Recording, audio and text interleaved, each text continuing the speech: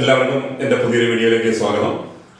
കഴിഞ്ഞ 2 ക്ലാസ്സുകളിൽ നമ്മൾ കുറച്ച് കാര്യങ്ങൾ മനസ്സിലാക്കിയിരുന്നു. ഇന്ന് കുറച്ചുകൂടെ ഒരു ഡെപ്തായിട്ടുള്ള കാര്യങ്ങളിലേക്കാണ് നമ്മൾ പോകുന്നത്.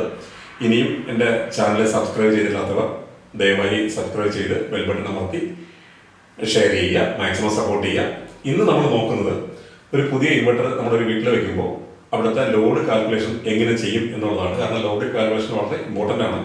ലോഡ് കാൽക്കുലേഷൻ കറക്റ്റ് അല്ലെന്നുണ്ടെങ്കിൽ പലപ്പോഴും നമ്മുടെ വീടുകളിലെ ലോഡ് ഇൻവെർട്ടറായിട്ട് മാച്ച് ആവത്തില്ല, അവിടെ ബാക്കപ്പിൻ്റെ ഇഷ്യൂ കാര്യങ്ങളൊക്കെ വരാറുണ്ട്.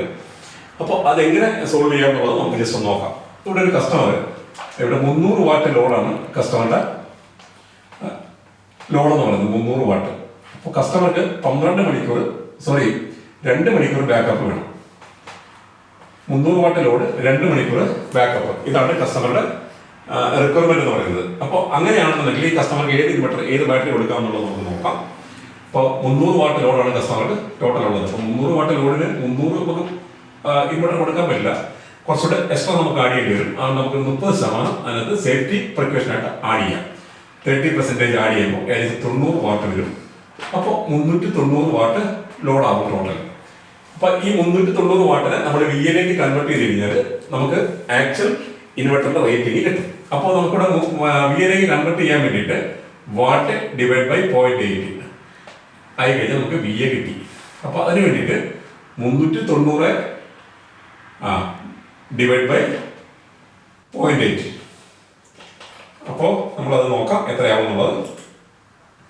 390 divide by 0.8 equal to 487 VA എന്ന് പറയുമ്പോൾ നമുക്ക് ഏകദേശം 500 VA-യുടെ ഇൻവെർട്ടറോ 600 VA-യുടെ ഇൻവെർട്ടറോ ആ വീട്ടിൽ കൊടുക്കാം. 600 VA കൊടുക്കുന്നതായിരിക്കും ഏറ്റവും ഉത്തമം. കാരണം എപ്പോഴും ഒരു 10% 20% ഒക്കെ മേളിൽ നമ്മുടെ കാൽക്കുലേഷന്റെ മേളിൽ നിൽക്കുന്നതായിരിക്കും ഏറ്റവും നല്ലത്. കാരണം ഭാവിയിൽ കസ്റ്റമർ 5-10% ലോഡ് ആഡ് ചെയ്താലും പ്രോബ്ലം വരത്തില്ല. അപ്പോൾ നമ്മൾ ഇൻവെർട്ടർ സെലക്ഷൻ കഴിഞ്ഞു. അടുത്തത് വേണ്ടത് കസ്റ്റമർക്ക് 2 മണിക്കൂർ ബാക്കപ്പാണ്. അതിന് നമ്മൾ നോക്കേണ്ടത് ഇവരുടെ ലോഡ് എത്രയാണെന്നുള്ളത്. അപ്പോൾ ലോഡ് നമ്മൾ ടോട്ടൽ എടുത്തു കഴിഞ്ഞു 390 വാട്ടാണ്. അപ്പോൾ 390 വാട്ട് ലോഡിന് നമുക്ക് ബാറ്ററി കണക്ട് ചെയ്യണം. അപ്പോൾ എപ്പോഴും നമ്മൾ ഈ 390 വാട്ട് ലോഡ് മാത്രം വെച്ചിട്ട് ബാറ്ററി കൊടുത്തു കഴിഞ്ഞാൽ നമുക്ക് അവിടെ ബാക്കപ്പിന്റെ വിഷയം വരും. കാരണം ബാറ്ററിയുടെ DOD എന്ന് പറയുന്നത്, DOD means depth of discharge 0.8 ആണ്. അപ്പോൾ അത് ബ്രാൻഡിന്റെ ബാറ്ററിയാണ്. ബാറ്ററിയുടെ എന്താ പറയുക, ബ്രാൻഡ് മാറുന്നതനുസരിച്ച് പലരും വ്യത്യാസം വരും. എന്നാലും സ്റ്റാൻഡേർഡ് കീപ്പ് ചെയ്യുന്നത് എപ്പോഴും 0.8 ആണ്. അപ്പോൾ ഈ 390 വാട്ടിന് നമുക്ക് DOD വെച്ച് കാൽക്കുലേറ്റ് ചെയ്തിട്ട് ബാറ്ററി സെലക്ട് ചെയ്യാം. അപ്പോൾ 390 ഇൻറ്റു 1.5 എന്ന് പറയുമ്പോൾ നമുക്ക് ബാറ്ററിയുടെ വരുന്ന ലോസ് നമ്മൾ ഇതിലൂടെ ആഡ് ചെയ്യാണ്. അപ്പോൾ അത് എത്രയാവും നോക്കാം. 390 ഇൻറ്റു 1.5 ഏകദേശം 585 വരും. 585 വാട്ട് വരും. അപ്പോൾ എത്രയാണ് നമുക്ക് വേണ്ടത്? 2 മണിക്കൂർ ബാക്കപ്പ്. അപ്പോൾ ഇൻറ്റു 2 അപ്പോൾ 1170 വാട്ട് അവർ വരും. 1170 വാട്ട് അവറാണ് കസ്റ്റമർ യൂസ് ചെയ്യുന്നത്. ഇതിന് നമുക്ക് AH-ലേക്ക് കൺവേർട്ട് ചെയ്യണം. അപ്പോൾ ബാറ്ററിയുടെ കപ്പാസിറ്റി കിട്ടും. AH-ലേക്ക് കൺവേർട്ട് ചെയ്യാൻ വേണ്ടിയിട്ട് ഇതിന്റെ എത്രയാണോ സിസ്റ്റത്തിന്റെ DC എന്ന് പറയുമ്പോൾ DC സിസ്റ്റത്തിൽ കണക്ട് ചെയ്യുന്ന ബാറ്ററിയുടെ വോൾട്ടേജ് ആണ്. അപ്പൊ ഇവിടെ നമ്മൾ സിംഗിൾ ബാറ്ററി ആണ് യൂസ് ചെയ്യുന്നത്.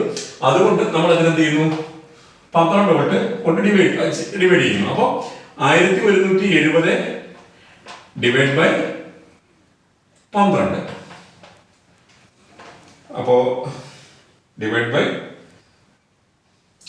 1170 ഡിവൈഡ് ബൈ 12. അപ്പോൾ 97.5 AH ആണ് കിട്ടിയത്. അപ്പൊ നമുക്ക് വേണമെങ്കിൽ 100 AH കൊടുക്കാം. നമ്മൾ നെറ്റ് മാർജിനിൽ നിൽക്കേണ്ട. എപ്പോഴും നമ്മളൊരു ഈ നേരത്തെ ചെയ്താണെങ്കിൽ 5-10% മുമ്പോട്ട് പോവുക. അപ്പൊ നമുക്കൊരു 120 AH-ന്റെ ബാറ്ററി നമുക്ക് കസ്റ്റമർക്ക് കൊടുക്കാം. അപ്പൊ ഇവിടെ നമ്മൾ സെലക്ട് ചെയ്തിരിക്കുന്നത് 300 വാട്ട് ലോഡ് നമ്മൾ സെലക്ട് ചെയ്തിരിക്കുന്നത് 600 VA അല്ലെങ്കിൽ 500 VA ഇൻവെർട്ടറും 120 AH-ന്റെ ബാറ്ററി. ഇനിയും അടുത്തൊരു വീഡിയോ ആയിട്ട് കാണുന്നവരെ നന്ദി, നമസ്കാരം.